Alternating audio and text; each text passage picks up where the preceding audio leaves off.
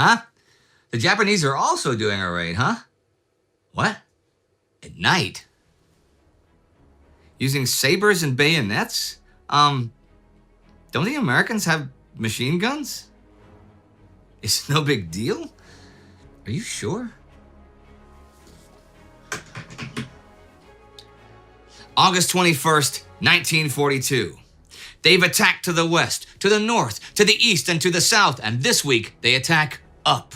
This week, the Germans take the highest mountain in Europe.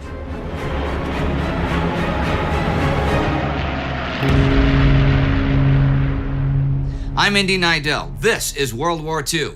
Last week, the Allies suffered a harsh naval defeat at Japanese hands in the Battle of Savo Island, though they continued their invasion of the South Solomon Islands. In the Caucasus, the Axis advanced reached the oil city of Makin, but there was no oil to be found, and the Soviets made it clear that that will continue to be the case. Malta was finally supplied and will continue to hold out. And British Prime Minister Winston Churchill told Joseph Stalin there will be no Allied Second Front in Europe in 1942.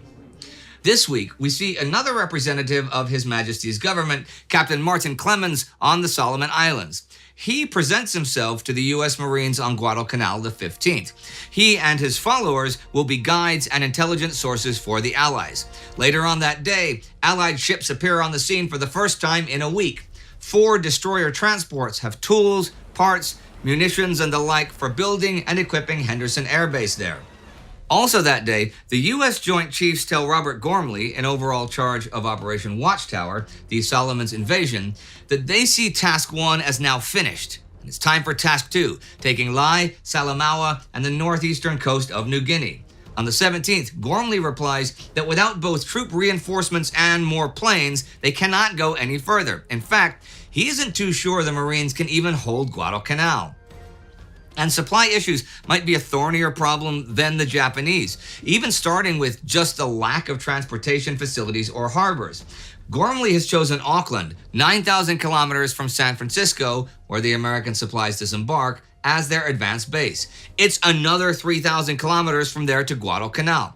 If you look at a map, this might seem like a weird choice, but the map won't show deep water harbors that have things like cranes, warehouses, stevedores, and lots of berthing space. And it won't show them because they aren't there. They aren't anywhere closer than Auckland. Noumea is 1,100 kilometers closer, sure, but it has 1 3-berth quay and a 1-berth dock and none of that other stuff. And Guadalcanal itself has no cargo handling facilities, so everything must be done by hand, with transports using their own landing craft in a war zone and arriving by 1s or 2s. Without securing local air cover, of course, there soon won't be any transports arriving anyhow. So back on the 2nd, 19 F-4F Wildcat fighters and 12 Dauntless SBDs left the States by ship. Now on the 20th, that ship is 300 kilometers from Guadalcanal off the coast of San Cristobal. The planes are catapulted into the sky and soon land on Henderson Field. I'm gonna backtrack here a bit for just a minute. What do the Japanese think of the enemy landings on the islands? Well, already back on the 7th, Army and Navy Command met at Imperial Headquarters and tentatively decided that the landings are just reconnaissance in force, and that the Americans are not that strong, especially in terms of carrier strength. This erroneous view of the enemy situation was excusable in the case of the Imperial Army. The Imperial Navy supplied their soldier colleagues with inflated claims of American carrier losses while concealing the destruction of 4 Japanese flat tops at Midway. But even the Allies just holding the airfield would sabotage Japanese operations in the area, so they will throw out the invaders if they remain. By the 10th, the IJN identified a Marine division as those invaders. So they felt the need to counterattack in force to retake Guadalcanal.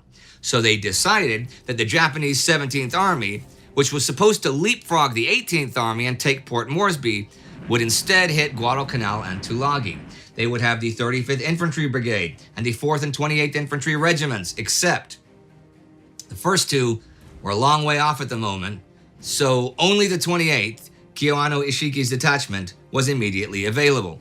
This turns out to be okay, because this week, the Japanese downgrade their estimates of enemy force because recon shows over several days that there are no Allied naval forces around after the Battle of Savo Island, and not much aerial activity. On the 13th, Admiral Nagano tells Emperor Hirohito the Americans are not doing much at all there, and since there are no transports or support, the force there can't be that large.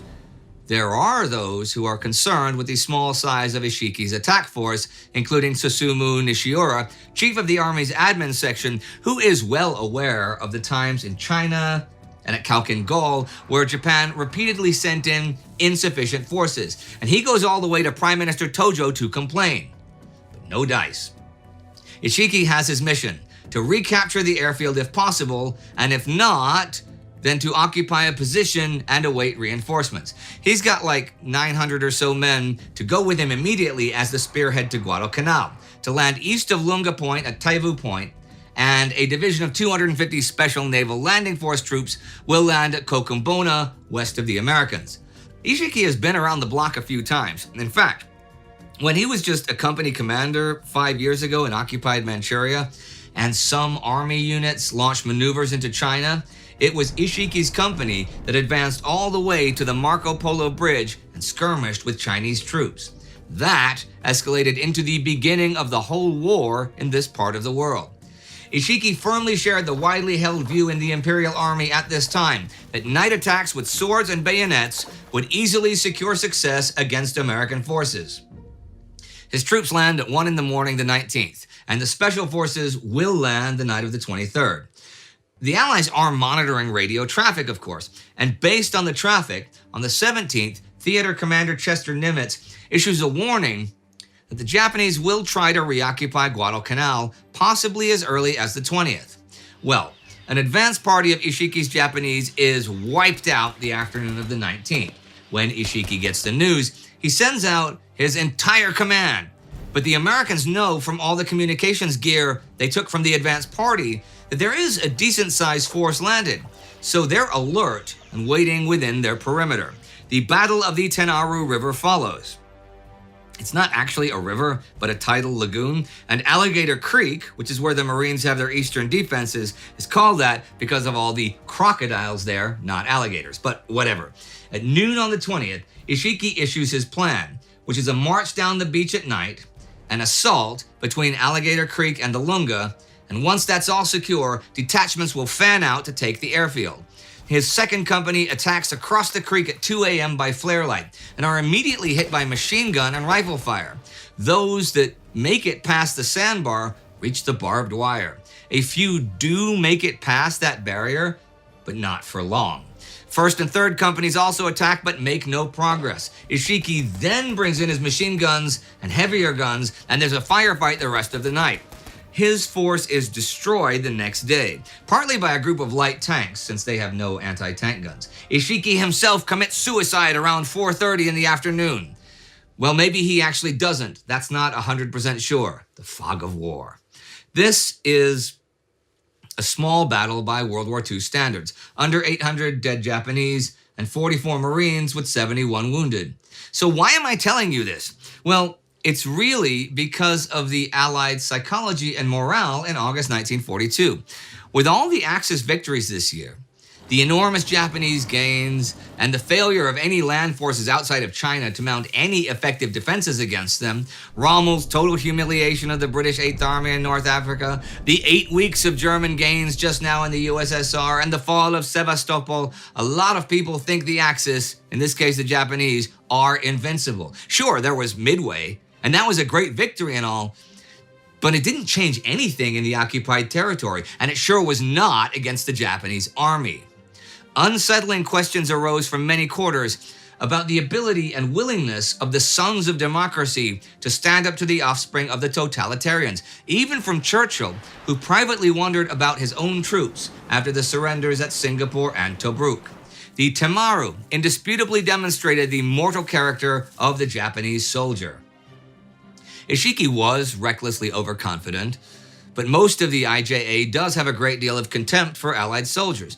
Okay, attacking prepared positions with a force far smaller than the enemy's would likely not have succeeded had Ishiki waited for his reinforcements, especially since the Americans knew they were coming. True, but still, tomorrow, the 22nd, the Japanese 17th Army is told by radio that Ishiki's detachment has been almost totally annihilated. They don't believe it. The 8th Fleet doesn't believe it. The 11th Air Fleet doesn't believe it. Not possible. And yet, it happened. There is another raid in that part of the world this week. On the 17th, U.S. Marines raid Makin Atoll. This is a raid on the Japanese seaplane base by 220 men under James Roosevelt, the president's son. Thing is, though this is a success, it encourages the Japanese to fortify the Gilbert Islands, so any eventual recapture might be much more costly. 9 Marines are accidentally left behind when the Marines withdraw after the raid. They are captured and beheaded by the Japanese. Another very notable raid happens as well this week over in France on the 19th. This is Operation Jubilee, the raid on Dieppe, by the 2nd Canadian Division under John Roberts, numbers 3 and 4 Commando, 50 or so U.S. Rangers, and 24 Free French. Like 6,000 men total, though like 80% Canadians. The raid is designed to provide battle experience for the troops and to gain information about German defense methods which might be useful in the future. Well, what it is a tactical disaster. They reach almost none of the installations that they are to destroy, and only some of the landing force can even be evacuated. The casualty list is 3,600 men, 106 planes, a destroyer, 30 tanks, and 33 landing craft. All heavy equipment and all vehicles are left behind. The Germans lose around 600 men and like 50 planes. Adolf Hitler says, "This is the first time that the British have had the courtesy to cross the sea to offer to the enemy a complete sample of their weapons." If you want more information about this, which I know from past comments that many of you do, please check out our day-by-day Instagram coverage of the war, which talks about this raid several times this week. But while it is a tactical disaster, it does, as Lord Mountbatten tells the War Cabinet the 20th, give the Allies valuable lessons and experience for any future cross-channel invasions, like the really big lessons of bringing their own harbor along and not frontally assaulting a fortified port.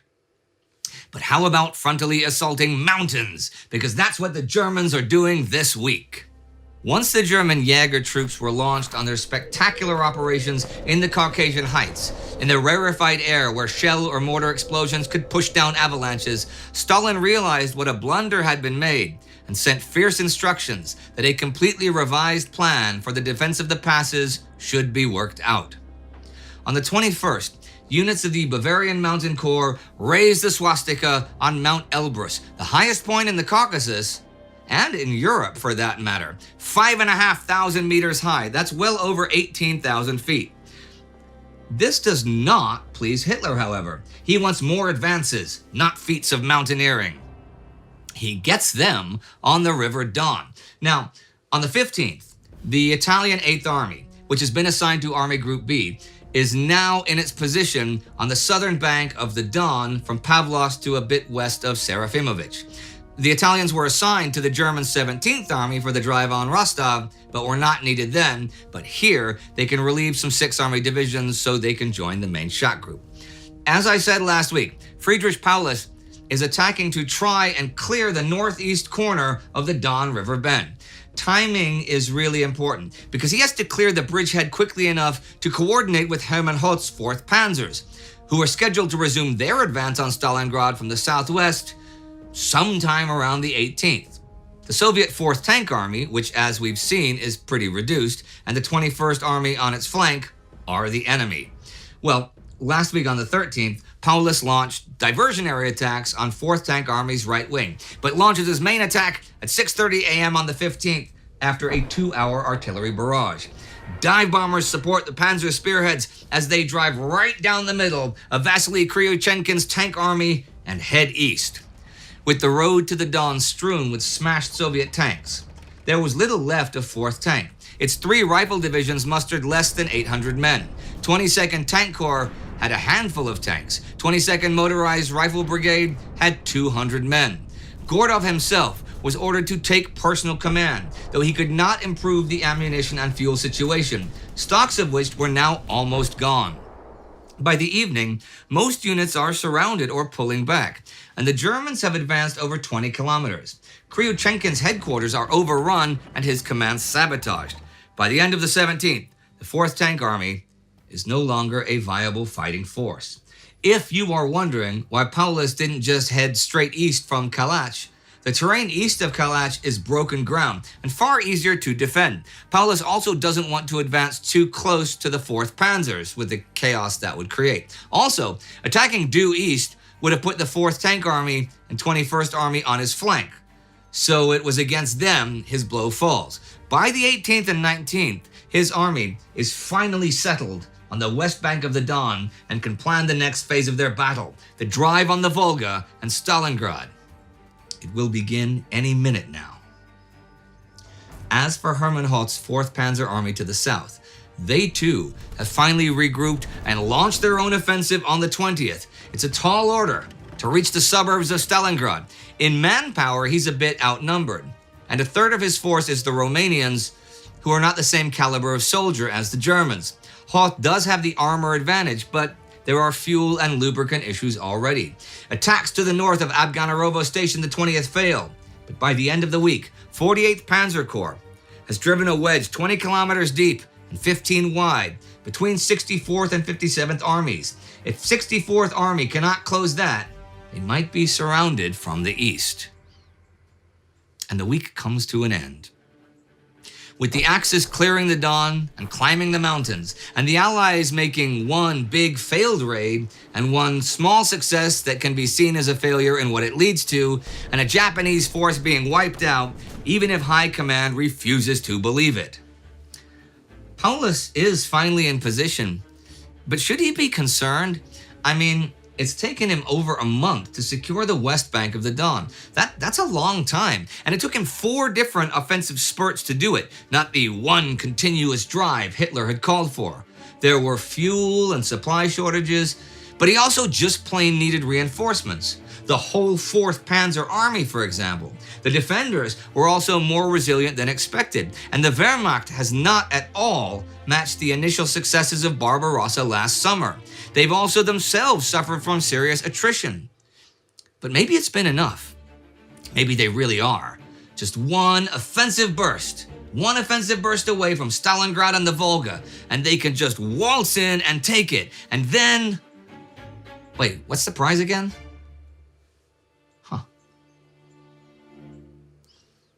I mentioned our Instagram day-by-day coverage of the war, but if you don't use Instagram, you can check that out at the Time Ghost Facebook page, and you can check that out right here. Our Time Ghost Army member of the week is Ian Evans. It is the Army that is our main source of funding to be able to do this. So join the Army so we can keep it up at timeghost.tv or patreon.com. And do not forget to subscribe if you have not already done so, and I will see you next time.